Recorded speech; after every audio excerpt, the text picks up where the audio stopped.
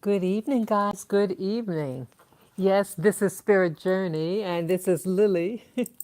Yes, I just feel a need to do another live stream. Yes, it is Saturday, and what time is it? It's about 7:46 p.m. and it's October 13th, Saturday, October 13th, 2018. I want to talk about my day. I I went to uh, Queens today, Queens, New York. It's one of the five boroughs in New York City, and I had a nice time. I saw family, and when I was coming home, I um, I bumped into this person, and this video is going to really be moment. Yes, good evening, viewer. Good evening. I hope your day is going well. I want to talk about um, what I experienced today, and it's I think coloring a lot of things about image, people's image. Okay, now I was near Times Square in New York City, and yes, hello there. Yeah, I should get my glasses so I could read the responses. Yes, how you doing, Johnny Dragon, I'm sorry. Yes, I'm doing well. In fact, yeah, I should get my glasses. Let me see if I can find them. Hold it 1 minute. I apologize. Just want to get my glasses.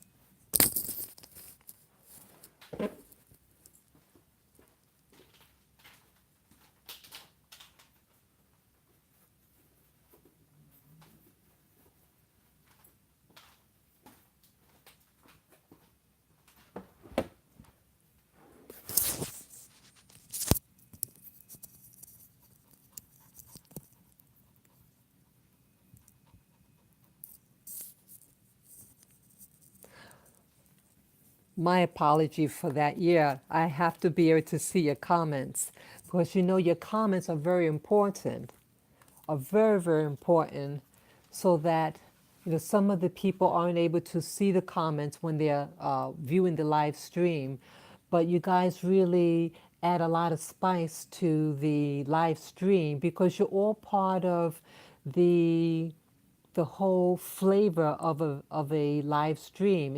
It's never really one-sided. I wanted interactive. Yes. Hi, yes. Easy 417. Yes. Good evening. Yes.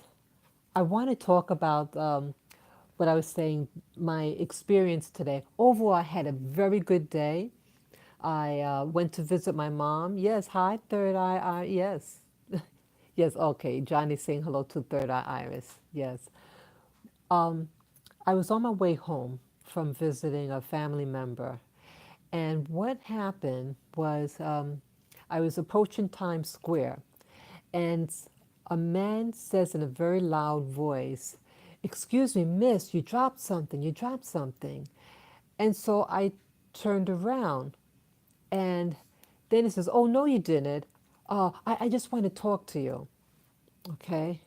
And I just turned around and just kept on going. Okay. Now, when that happened to me, I was, I felt angry.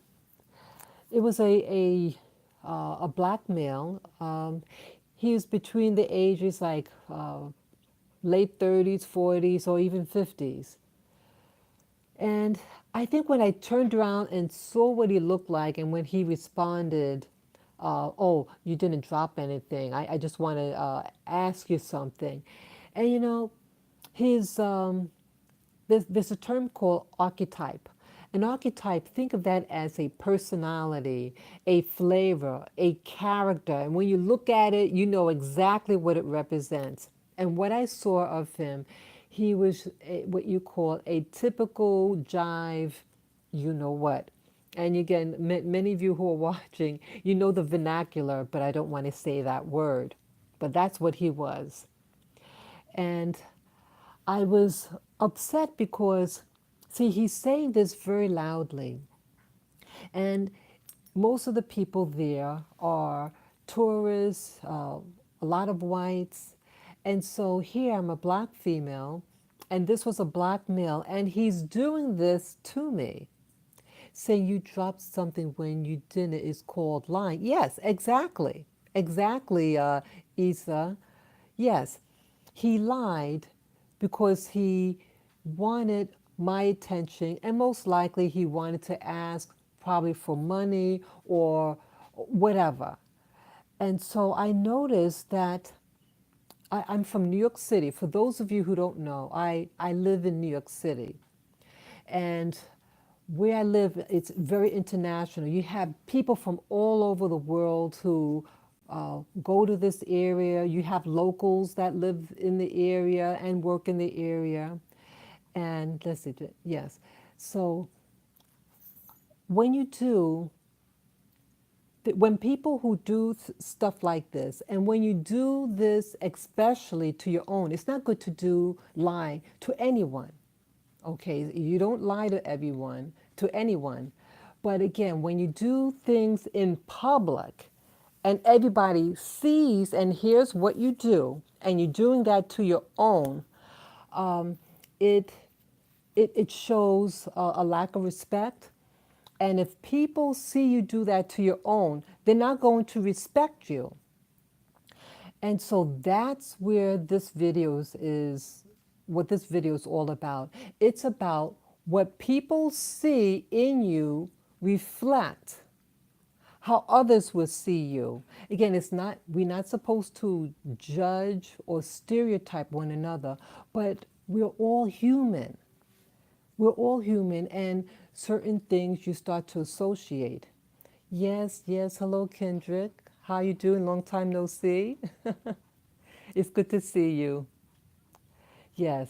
So, Kendra, what I was just talking about was an incident that happened today.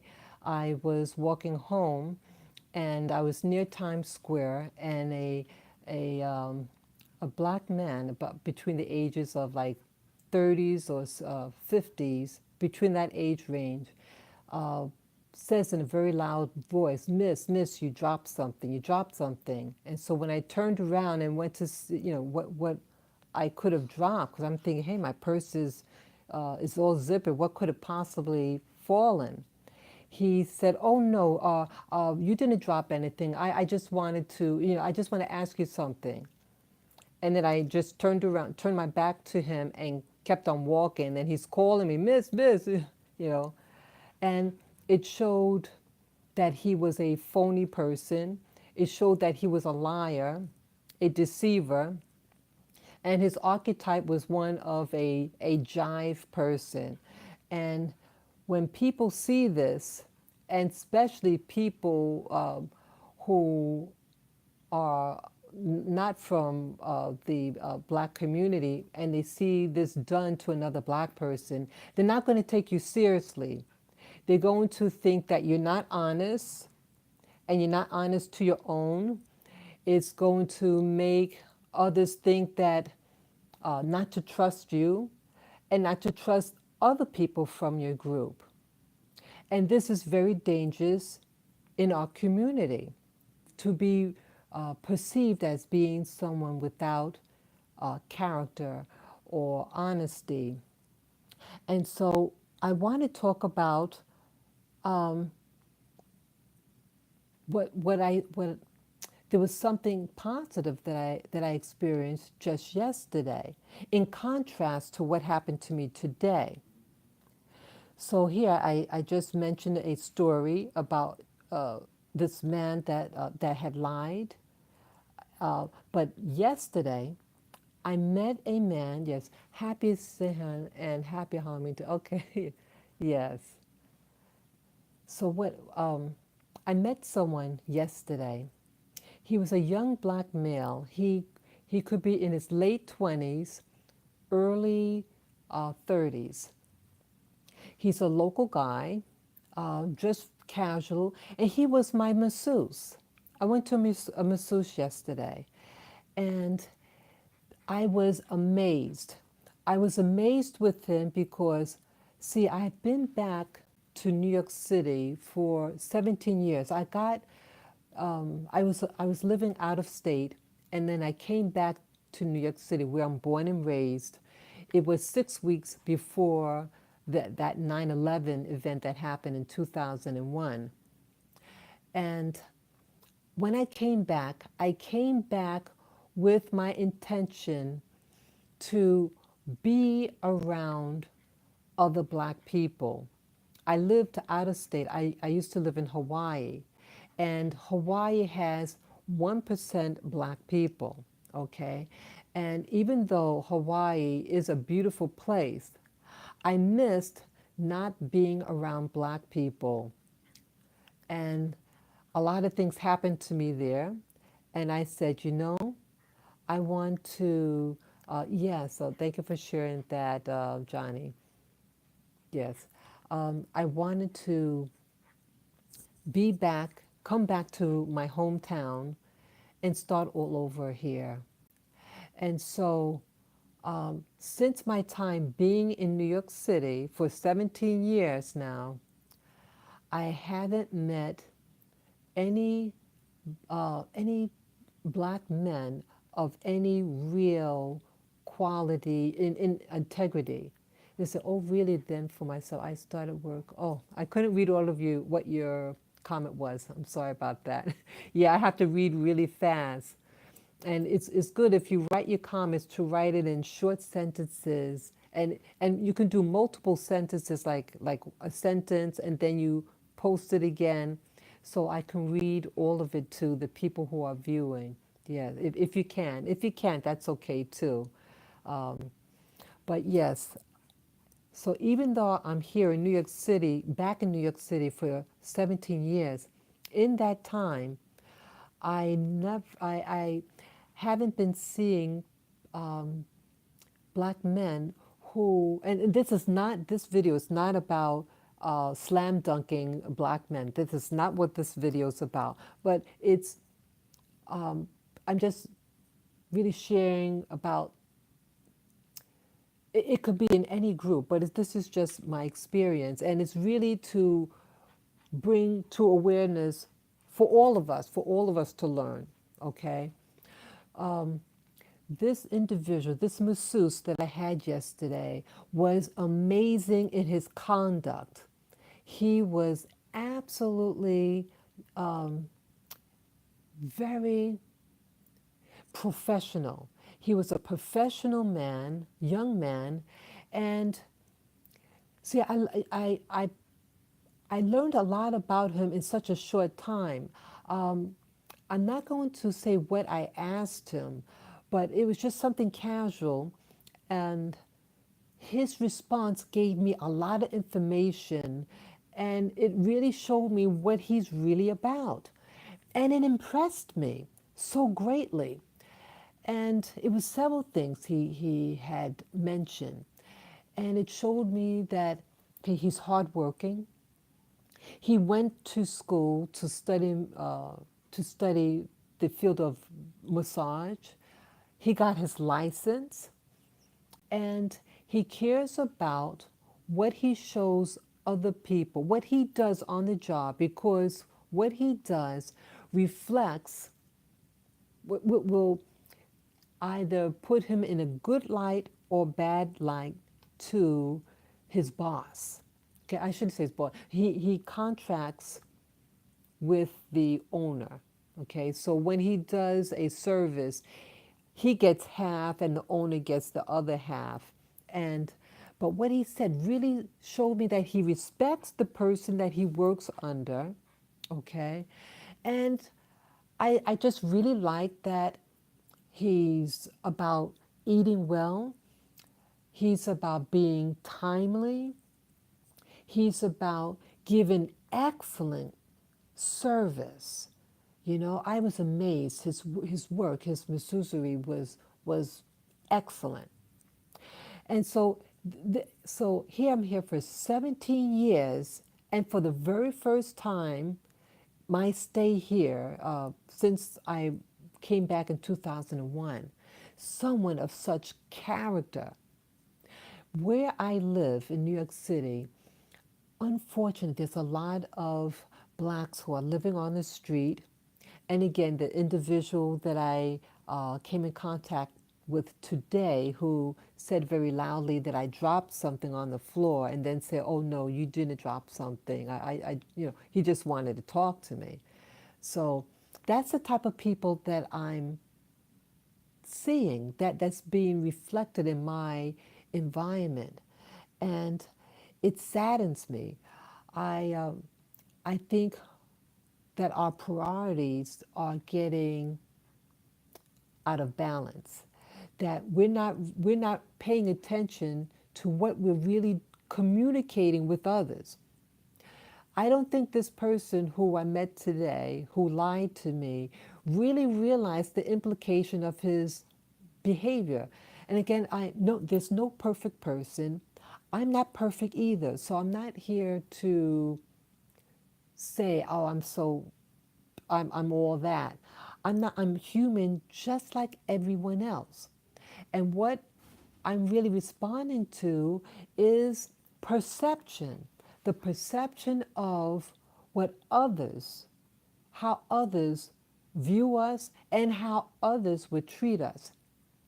So you start to wonder when you look for a job and then you notice that people may not feel comfortable around you, or people don't take you seriously, or people don't want to hire you, or people don't want you living next to them. People see and make an assessment about you, or make an assessment of a group of people, of a group, of a nationality or race or religion, based on certain key things, what we do. And so that individual today is communicating with others, and others would judge how they're going to treat you. New York City is really going down socially for American blacks, especially black men. And I'm very sad about this. There's some of the people on the street I do give food to. Only one individual I would actually give money to. Don't we even know our neighbor? Yeah, we don't really even know our neighbors. And I don't really know my neighbors either in my apartment building. I know them by face, but we're becoming isolated. We're in trouble. We are in trouble. There are about 80 million black people living in the United States, 80 million strong. Okay, we're 80 million strong. Some countries don't even have 80 million people.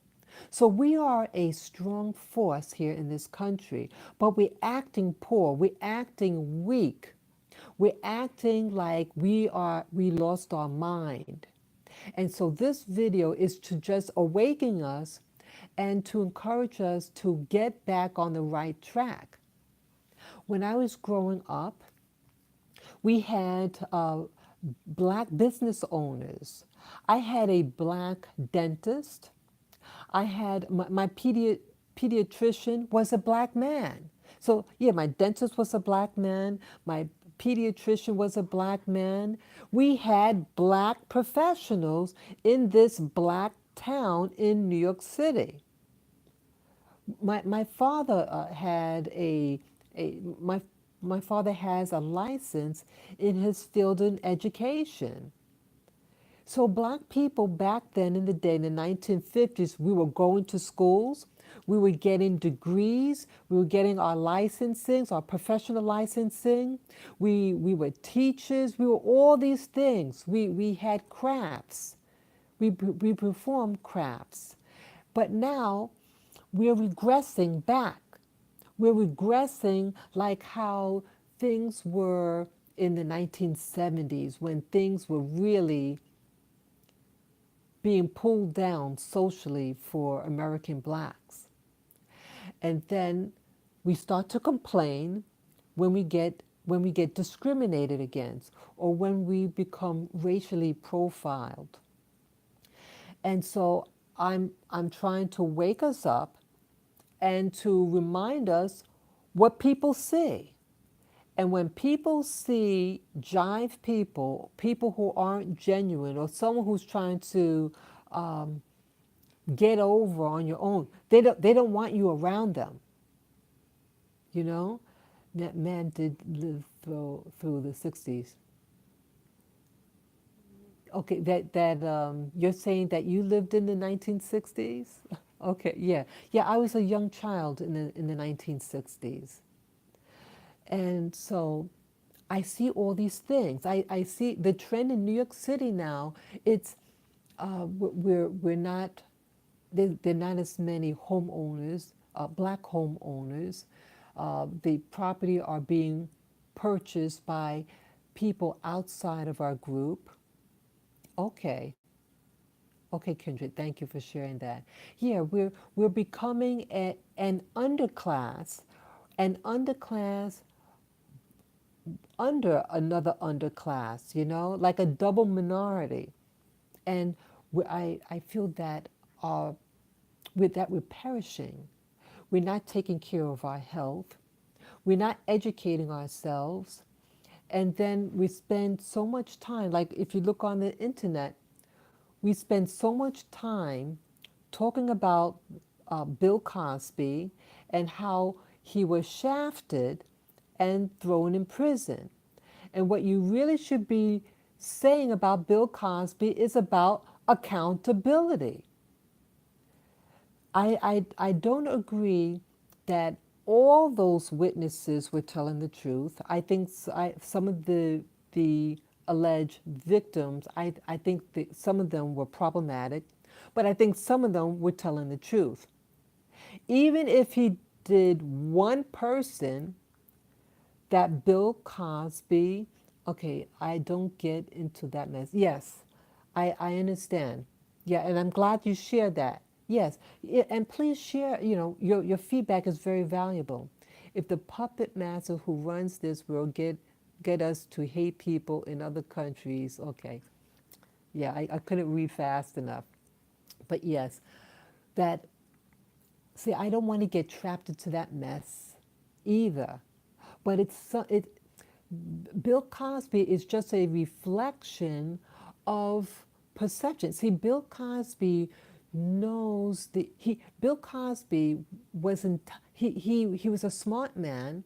He is a smart man, but he understands how uh, white mainstream society, what their mindset is.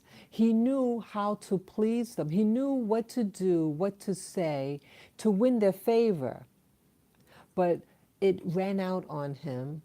And even if he did one person, it's a change of the guards. And he he is where he belongs. 3 years is really not a long time if you're a young person for rape. And if it was a serial rape, you know. But again, this video is not so much about him, but it's about perception and what people see in a group. And we're putting our focus on the wrong thing. See, when someone who's an adult and you know the consequences and you know the politics, the culture, and all that, you know exactly what you're doing and you got caught. But go beyond just, oh, I just don't want to get caught. Have like that gentleman that I met yesterday. Okay, he's a young black man, and he's in a field that most black people are not in. But he took the time to educate himself and get in the field. And people would see him, they'll see his conduct, they see the way that he dresses or speaks, everything. Everyone is being sized up. Everybody, yes, everyone sizes up everybody else, whether you're conscious of it or not. People make assessments based on what they see here in individuals. So here, this person I met yesterday, this masseuse, people will see him and say, "Hey, he seems trustworthy. Hey, he does a good job. Hey, he comes to work on time. He presents himself well. He speaks well. He's knowledgeable. He's interesting. He's fun. You know what I'm getting at." So especially if you're underrepresented in a field, and when people see you, then they're going to be wanting to and will take a chance and hire more people that look like him. That's what I'm getting at. But if you conduct yourself like the man that I saw today, no one's going to take you seriously, and people don't want you around. So that's the main thing. Man, whatever you get a chance, check her out. Okay, Socks is Ray. Okay, thank you for sharing that. So it's really a plea about how we come across to others and how it reflects your life, how it reflects your community, everything, how they will treat you when you're in school. In New York City, you hear like some people think that certain ethnic groups are naturally smart. And so, if you believe that, even before they open their mouth, don't you think that those people who they think are smart, they're going to want to hire even before they speak or say anything? So, again, it's about perception. And again, perception in, let's say, in schools. Certain schools want to bring in certain people in their school because they want their school to have a certain image.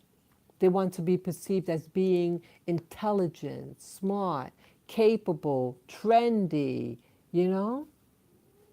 So you want to be a part of that type of community, a community where people see you and think, wow, I want to give that person a chance because they're intelligent, they're hardworking, they're trustworthy, you know?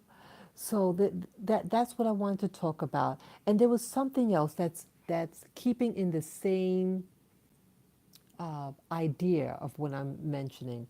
Also, yesterday when I was at the chiropractor where I had that massage treatment as well, there was a receptionist at the desk, and she said something to me that really gave me encouragement and really is enforcing about perception and how you people perceive you and how they feel about you. This was a young woman, and she has her hair. She's a young Hispanic woman. She looks like she's from the Dominican Republic. She's a little fairer complexion than myself, but a brown skinned person, and she wears her hair up in a bun. And she said to me, she says, Miss, I look at your hair, like as you all know, I wear my hair out, and I don't color my hair. I my hair color is getting more gray in it, and I decided for me that I don't want to color my hair to cover the gray to make it look like my hair is all brown in color. I decided for me that I don't want to do that. But again, it's okay for any woman to color their hair if they choose that. But for me, at least for now, I decided that I do not want to color my hair a brown in color. So this woman is looking at my hair. She says, um, she says, my hair, I'm looking at your hair, and my hair is just like your hair. My hair is the same type of curl as yours, but I have gray hair, but I cover it up. But looking at your hair, it looks beautiful, and I'm going to start letting my gray hair show. And it really made my day. And it made my day because, see, I didn't know, I assume that she's a young girl because her hair is dark in color. But I'm sorry about that. I had a call going, I had to disconnect. I like women with natural, don't care color. Thank you. Thank you for sharing that. Um, But yes, I encourage this woman. So even though I never talked about my hair, but this woman is watching me, and I've seen her for 2 weeks now, and here she finally dropped the statement about my hair.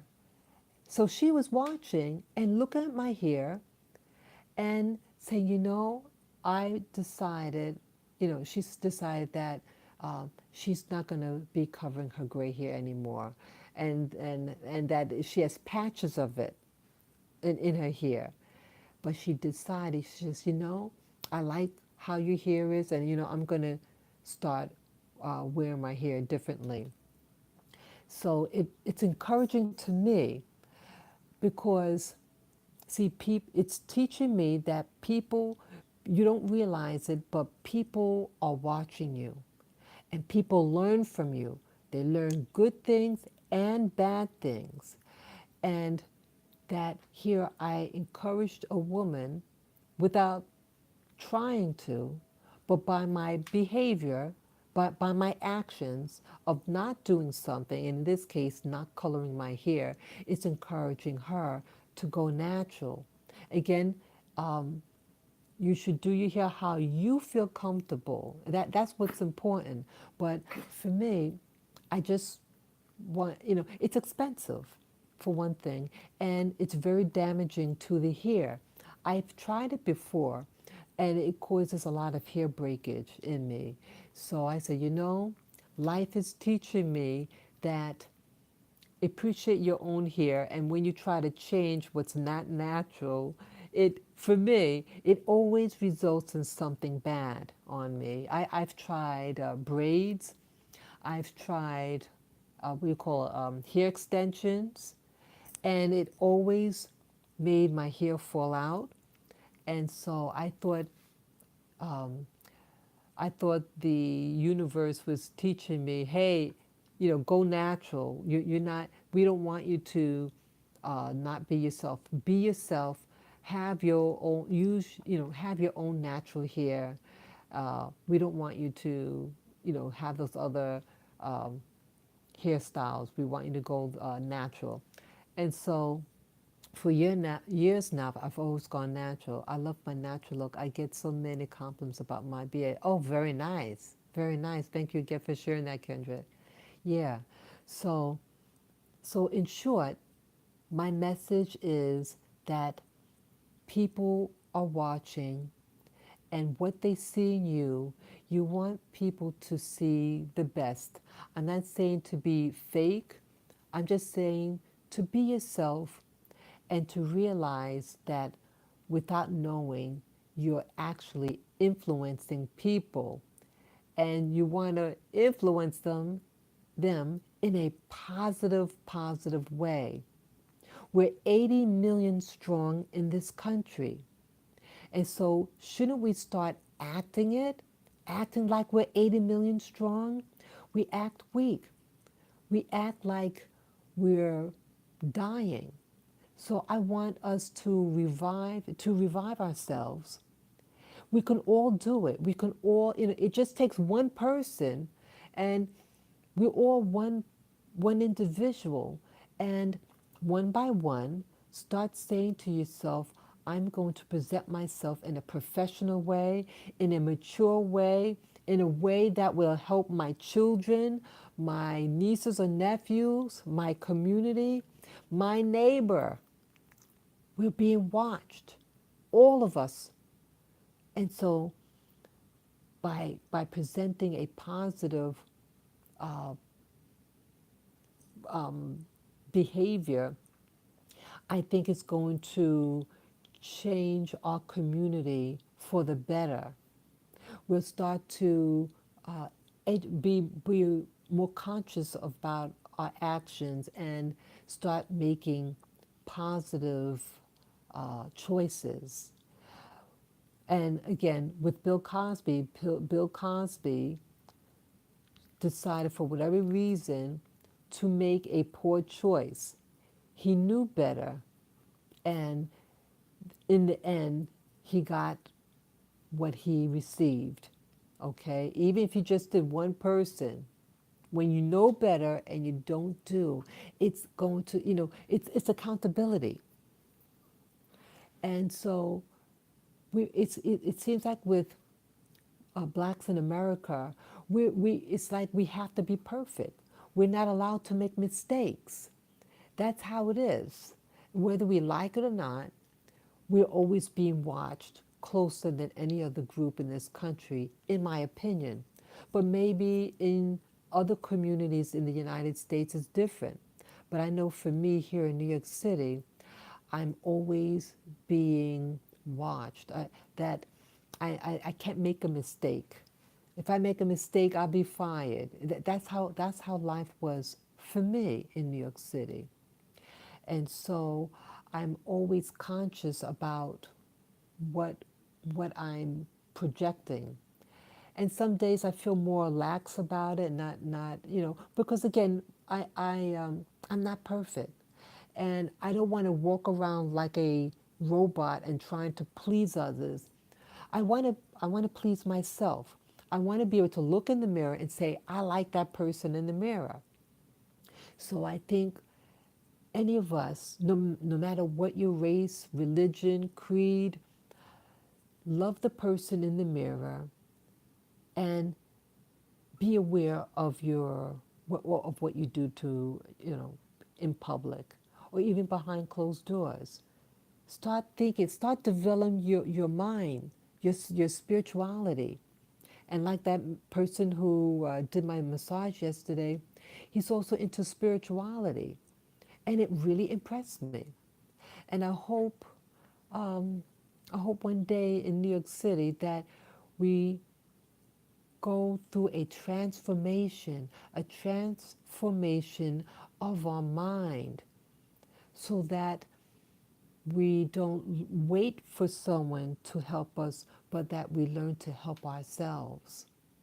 So that's really all that I have to say this evening. I really love you guys. I love you all. And again, this video is not about slam dunking our community. There's no perfect community out there, there's no perfect race. We're all human, we all have our frailties, but just be aware of what you do and teach your children, teach your young nieces or nephews about the importance of how you conduct yourself and to have integrity. Because if one person falls, we have others to still maintain the group. So that's all that I want to share this beautiful, beautiful Saturday evening. I really wish you guys the best. I love your comments. And again, you teach me also.